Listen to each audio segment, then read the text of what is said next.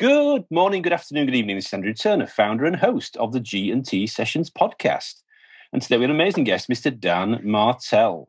How are you, Dan? I'm doing amazing, Andrew. I appreciate you having me on. I'm excited.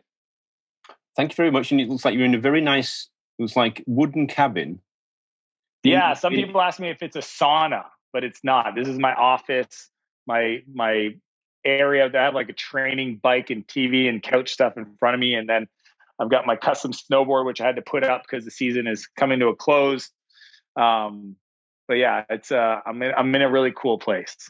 If people watching on YouTube, you'll notice that Dan is actually fully clothed, because obviously if he said he was in a sauna, he might be naked.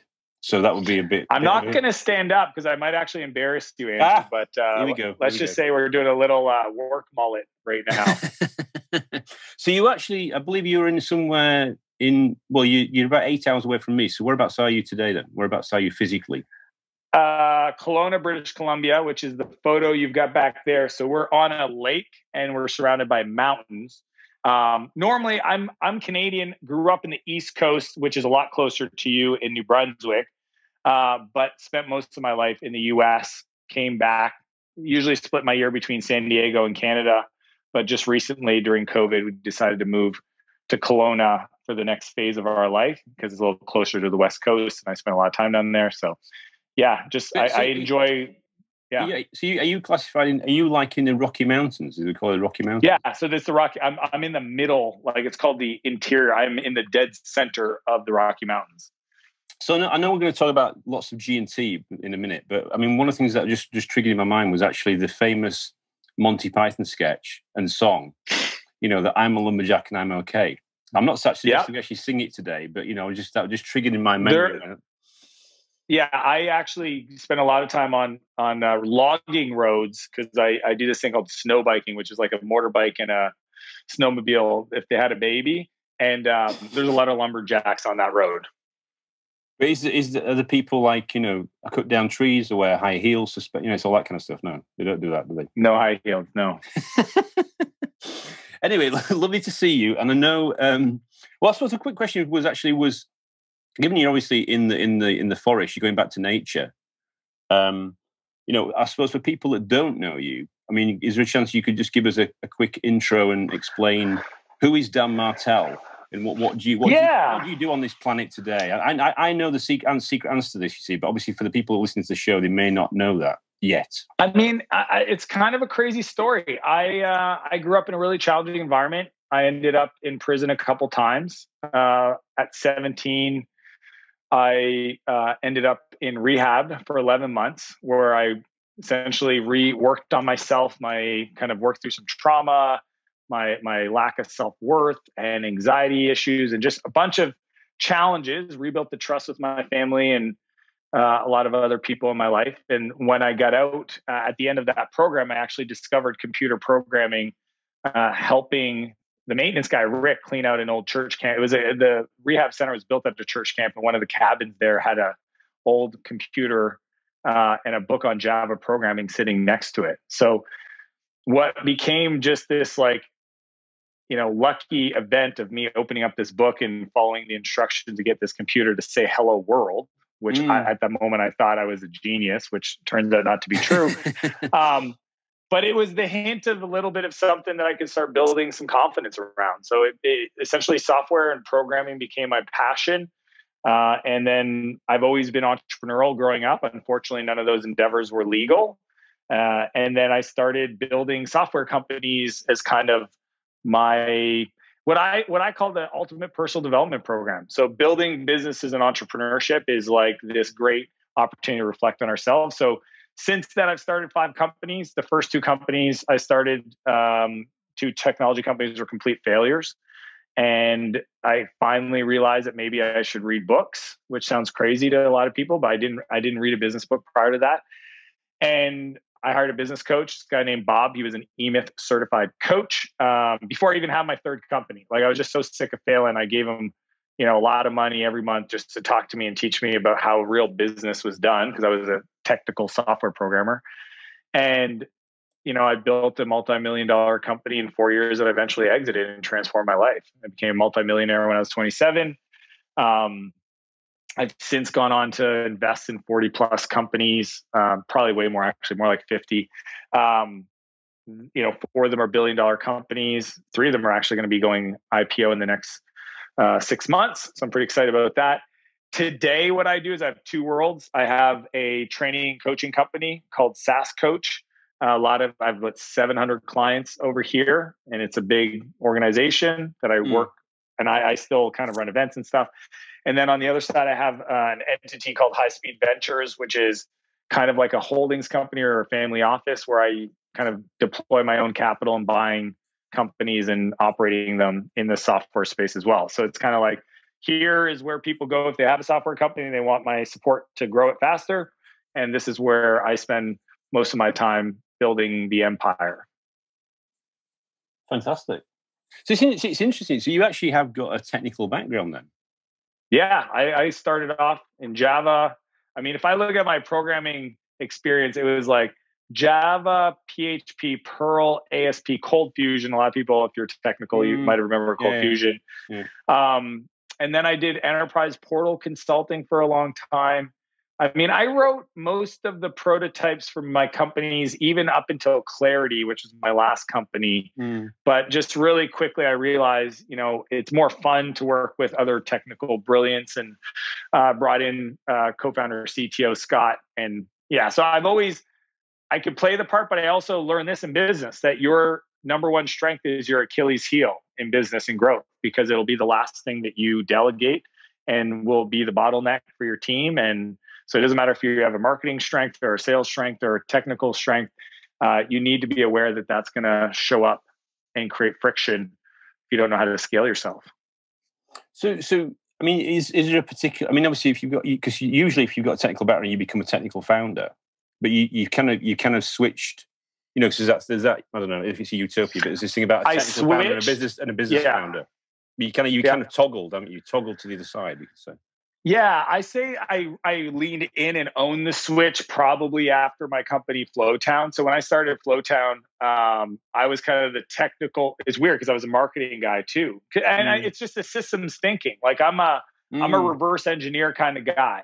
Okay, so like if you look at programming, people understand like object oriented programming. I just applied all those principles to designing organizations and companies, and that's just the way I thought about it. So as I hired people, we created the inputs and outputs and the features and functionalities and properties of these departments, and said, okay, what is the production unit of that? So a lot of my inspiration are guys like Andy Grove. So he wrote a great book called High Output Management. Yeah. The book called The Goal by Goldrat. Yeah. Mm-hmm. So like those kind of books were really my inspiration for business.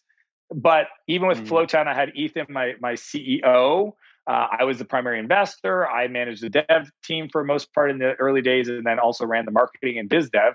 And then with Clarity, that was the one where I was like, I'll be CEO, bring in Scott, stay away from it. Because I started to develop just an interest in because people see me like, Andrew, if you've been following me, you may not realize I'm technical, because I spent an inordinate amount of time learning how to communicate, because I realized that's got way more leverage than writing code. Like it's way more powerful for me to lead a department and lead a company to create and learn how to raise capital and persuade people to join your team and persuade customers to take a chance on you and take some risk. And that's where I spend most of my time today.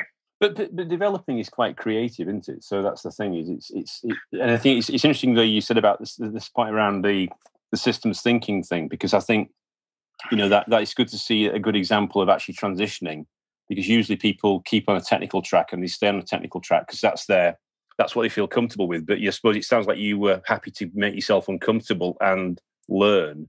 And then you said that you read and you got a mentor, which I presume was important transition as part of that transition. Is that fair to say as well? 100%. I mean, like when you read books like Good to Great and the E-Myth, et cetera, and it's just like, I'm what's called a frustrated builder. I just want to succeed. If you come to me and I have a problem and you can say you can solve it, I'm not going to question it. I'm just going to like take it and deploy it and test it and just see how it works. And after 2 failed companies, I had to be honest with myself and say, like, what are some beliefs or assumptions that I have that are just simply not true? Right? So one of them was like, I could just build software and I don't need a team and I'll build a multi-million-dollar company. Well, guess what? No, you can't. Unless you want to be a stock trader, like it's very few businesses where you can have incredible financial success without having people support you along that journey. Even if they're contractors, even if they're part-time, you're still going to need to learn how to communicate with other people. And what happens is, and I've learned this over the years, coaching hundreds of entrepreneurs, is there's these natural breakpoints, right? I call these ceilings of complexity. Usually it's 0 to 300K. Where at $300,000, you can be a really highly paid specialist. But if you don't learn how to delegate to other people, that's your ceiling of complexity.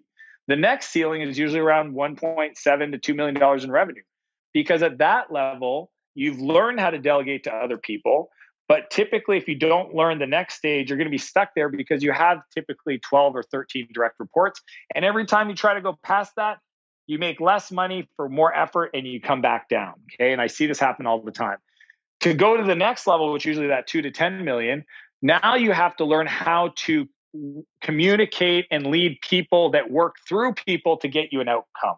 And that's scary. That's hard if you've never done it before. It's foreign to most people because it's kind of opposite of what you've done prior to that. But the whole idea is that there's always another level.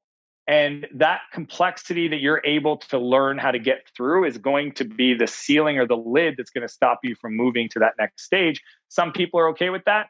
My philosophy is my job is to express myself and compete against me every day. And if I can, I must. Like if I have the capability, like if I just feel like I'm here to be that. And I know that if I do these things, I'll get that next result.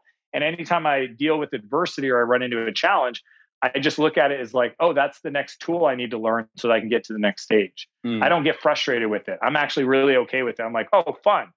I know that once I learn how to do this, I'll be able to use that in the future. And I'm excited that I'm in this moment today. And the more of those, which sounds crazy and overwhelming for people, again, it just, you reframe it. It's like opportunity, not challenge.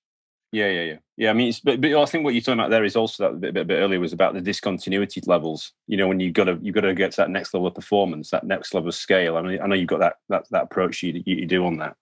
I mean, it's also that thing about, I suppose, learning to let go as well and trusting in the team and getting the right team in place. I suppose that's pretty well, it's essential if you're going to scale it. Well, yeah. So I mean, individual contributor to leader, and so you can't be in the weeds. No, I mean, here's the deal. There's a lot of mindset beliefs that come out when people hear that. They're like, well, how do you trust people? What if I train them and they lead? Da, da, da, da. So like, let's just look at it as first principles. Okay. One, you can't build $1 million company doing $10 tasks. That's simple. Okay. So the only way to grow is to actually look at your calendar and ask yourself what in there is actually like tactical. It's getting done, but isn't strategic. So what is tactical and strategic? And then if you just highlight green and red, these things create energy for me and these things suck energy from me. Somebody asked me today, how do you do so much? Where do you find the energy? Well, my calendar's full of green today. Now, I didn't start there, but I've gone through this iteration loop enough times so that I have the privilege of having people around me that do the things that take my energy so that I can spend time on things that just light me up. Right? Yeah. And even from that point of view, it's like, what if I train them and they leave? What if you don't and they stay? You know, my buddy Cameron says this, okay? Like, what if you hire somebody, you don't train them and they stay because you're worried if you train them that they'll get really good and want to go do it on their own or go get paid somewhere else more? It's like, what if you don't and they're underperforming for you, right? There's the whole like hiring of people. Most people hire folks that are easy to hire, referrals, friends, family, etc. I've never done that because I'm a systems thinker, right? I want to hire people based on criteria of outcomes I want them to achieve. I need them to have a high cognitive bias. So like from day one, I've been using profile assessment. I used to use one called Profiles XP. I've used Myers-Briggs, you know, you name it, Colby. Right now we use one called Predictive Index, PI, because I want to get a sense of how people are. At the end of the day, one of my mentors is a guy named Brian Scudamore. He created 1-800-GOT-JUNK. He has a saying, he says, you can't teach somebody to smile. They either do or they don't. You mean like, the attitude factor? The attitude factor. Yeah. Like imagine being upset that you hired somebody to be a customer service person and they don't engage with the customer. But when you interviewed them, they were like grumpy and inward, and they weren't warm and welcoming, right? Like people have default characteristics. So if you can use tools to help you kind of get a bunch of applicants, weed through. So like I have this whole framework I teach my coaching clients around the talent pipeline builder, which is how to use video to get submissions, how to use testing tools. So like in the engineering side, there's a bunch of online tools you can use to test their ability to develop code. There's testing for cognitive, their ability to problem solve. There's things for characteristics and default behaviors. So even putting the wrong people on the wrong team is troublesome. And then the test project. So Seth Godin said to me once, he said, I can't work with you till I work with you. And when he said that to me, it was so brilliant, because what he's saying is, I need to work with you a little bit to then decide if I'm going to work with you. And yet we do this in so many other areas of our lives, from choosing our spouse to whatever other areas. Is this like the prototyping? It's like MVP. It's an MVP. It's the wireframe. Yeah. So we essentially have every candidate, for regardless of the role, do the exact same test projects as their counter, the other applicants and previous applicants, so that we can get a baseline of what it was like to work with them. And it simulates the work environment. And I just think like there's a whole bunch of stuff I could talk about in the recruiting, but like at the end of the day, it's a system. That's what I loved about high output management. Andy Grove says, look, you're making breakfast. Here's the system. Where does it break down at scale? I'm literally running through a repeatable, scalable, process improvement structure all the time for different areas. I'm looking at the different parts of the business and saying, what's bottlenecked? How do I help them get unblocked? What do they need from me? And at my scale, right, with a ton of employees, but I only ever have 7 direct reports. I have 7 people that I work through to work with the 100 plus other people. My job is to figure out how I get better for them, coach them, what's called leadership development, so that they can do better for their teams. And then that creates a process of scale, right? And the more I create of management bandwidth and structure, the more I'm able to take on. So my limit of production is always going to be correlated to my ability to develop my people. David Packard has this thing called Packard's Law. It's it was written about in Good to Great, the book, which says like the organization's growth is limited to the speed at which they can grow their people. That's a first principle. Like that's like gravity. You might not like it, but if I take you to the top of a building and you walk off of it, I'm going to tell you what's going to happen. If you have people on your team and you're not growing them, I'm going to tell you what's going to happen in your business. Yeah, I mean, the best quote I've heard for the role of a CEO, which is one of my ex-GE colleagues, is because I was in GE when Jack Welch was there, and it was a phenomenal place. And it was about, it was basically about capital allocation, talent development and execution. Those are basically the three mandates for the CEO. So, keep it simple, but get on with it. Yeah. The one I was going to say, Benjamin Hardy's got quite a good, he came up with quite a good, the Big Five test. I bet you've seen that one. That's quite a good one. No. Yeah, there's a thing called the Big Five test, which is because Myers-Briggs and stuff like that, they're quite rigid in their kind of definition of people. So there's a thing called the Big Five test. I can share that with you afterwards if you want to have a look at that. But it's kind of like it's got a number of dimensions to it. Yeah, there's a lot, and I think the key is just find the one that you resonate with. What we do, which I love about Predictive Index and prior to that Profiles XT, is you can grab your top people for different roles and create a profile that maps to those people. Right. So that way, as you're recruiting, it says how close do they look like your top people, so that you can get a sense of predictability in the hiring. But my whole philosophy is we build the people and the people build the business. My job is to tell people where we're going. Their job is to figure out how we get there. Yeah, so you're doing the North Star definition, basically. I literally spend my day, Andrew, coaching people to lift their head. What do I mean by that? When they come to me, normally they're looking at their feet, they're looking at their desk. And when you do that, it's very inward and it's very debilitating and it feels overwhelming. What I do is say, hey, let's talk about that. Let's talk about the destination. Let's talk about why it matters. Let's talk about how it's going to feel. Let's talk about how that aligns with your goals and dreams. My dreams have to be big enough for everybody on my team's dreams to fit within it.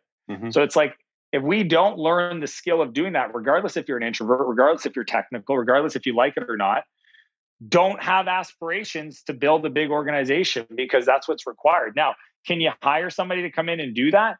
Yeah, you can. But even learning the skill of how to hire that person and lead that person, you need to learn that too. So if you're not willing to learn that, then I can tell you how the story ends. Yeah, the outcome might not be what you want. Exactly. No, it sounds romantic, right? A lot of people teach like, you be the visionary and hire an integrator, right? It's like that if you think that somebody's just going to magically come into your business and keep growing the company, et cetera, it's just not the case. So in terms, yeah, I mean, that's really, really good tips and hacks there and guidance. I mean, one of the things I was going to ask you about was in terms of, given we are in this new decade, what are you excited? Or are you concerned about what the future looks like? I suppose because given what's been going on in the last 12 months, it sounds like. I mean, I'm very optimistic about the future. I mean, what's your view of where we are? Are we kind of in a unique time in our history? Well, I guess what my perspective is for the individual that chooses to focus on the things they can control in their environment and decide to do the work, I'm very optimistic and bullish on that. Mm-hmm. That's just the reality. And I've seen over the history of humanity examples of people put into challenging environments rise to the occasion. And I don't care if it's climate or whatever it is, cyber wars or politics. Like I just believe in the human condition to improve the circumstance. Now, does that mean there won't be hardship, et cetera, along the way? Nope. Do I wish it didn't happen? Kind of, but at the same time, I call it post-traumatic growth disorder. Like I believe no pressure, no diamonds. I believe that we should not wish that things were easier. We should wish that we were better. I tell my kids every day that I reward the effort. I don't reward the outcome because the effort is what is impressive. And I'm not about that. People say, well, I just want to be happy. At least they're happy. My kids would be happier eating Haagen-Dazs ice cream and playing Fortnite. I don't want my kids to be happy. I want them to have a sense of fulfillment. I want them to have a sense of confidence. I want them to have a sense of drive towards creation and contribution, right? So there's a difference between achieving and success. With a lot of people that don't have success, they have aspirations for this magical thing that they think once they achieve, they'll then give themselves permission to feel a certain way. What I'm more interested in teaching people, and I believe in success, and I have all the financial things, right? The supercars and flying private and the teams and all that stuff. What I'm more interested in is how do you have success and feel an incredible amount of fulfillment? Because what you said was very interesting. Because you said it's not about the outcome; it's kind of like about the journey, basically, of the effort through the journey and the peaks and valleys, the mountains you have to climb and the valleys you have to walk down. It's if you can be, you must be. It's the designing the game to never have to stop being played. Like the only regret, very few I have in life. I went through some really challenging environments. Wouldn't have changed any of that.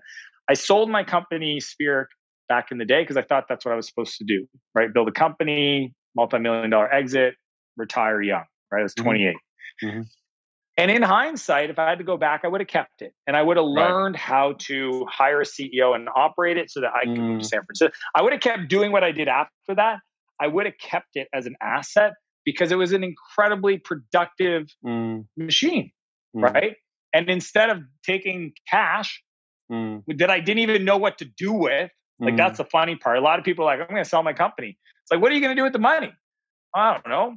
Well, I can tell you what you'll probably do. You'll probably waste half of it on shit you don't need. But let's just say you don't. You put it in you find somebody that is somewhat ethical and they put it in an index fund, or you do something like, even at that, it's like 6%, 7%. Your business was producing 30% compounded, right? Now I'm sure there's market risk, et cetera. But like, that's the kind of stuff like I've decided that the more I grow, the more I give, and the more I should grow to give more. So I've designed my life so that it's not that it doesn't get tough, but when it gets tough, I implement this buyback principle, which I audit my calendar. It's now to the point where I'm doing it pretty much every 90 days, where I analyze what I'm working on, highlight greens and reds, what's giving me energy, what's taking energy. I grab all the reds. You do like a detox, basically.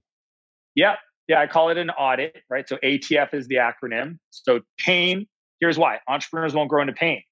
What does that mean? It means that if growing your business means your life goes to hell, you literally won't respond to a partnership opportunity or to a customer or to an investor, because the growth means pain. So in those moments where I start to feel the pain, I do the audit of my calendar. I then transfer those responsibilities as outcomes, not tasks. I transfer outcomes. And then I come back and I look at my goals and I fill up my calendar with activities that only I can do that's aligned with my goals. Right. And if I do that, then and then the cool part about this, Andrew, is that if I do that and demonstrate it to my executive leadership team, they'll do it, which creates bench. There's a cascade. It has a cascading effect. Yeah. And it creates depth. And literally just management bandwidth. That's the only limiting factor of execution, is how talented. I mean, that's why GE, they had a disproportionate amount of really capable leadership. The peer group and the leadership was off the planet. Off the chart. We were doing Same thing with PayPal. We were doing stuff for 10 years before the market was doing it. When you come out of GE, you don't realize how far ahead of the market we were. It was just phenomenal. But yeah. But you've got to keep that up, haven't you? That's the thing, is that the markets grow. But yeah. Well, anyway, I was going to say thank you very much for coming on the show. I know it's been a brief little interlude and a brief little flight to the Rocky Mountains, but I look forward to catching up with you in the future.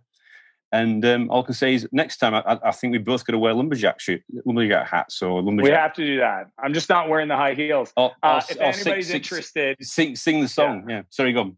There we go. danmartell.com, Tools of Martell. That's where you can get all my content and resources. But Instagram, if you want to follow the behind the scenes and watch what I do on a daily by hour basis, I put it all there because I didn't have somebody showing me what's possible when I was younger, and that's my outlet for just that's what I was going to say. The great thing that you do is you are massively giving back and actually helping lots of entrepreneurs and founders across the world. So it's really, really great. So keep going. Appreciate that, Andrew. Don't stop. Awesome. Keep going. Thank you very much. See you soon. Cool. Have an amazing day. Talk soon. Bye-bye. Cheers.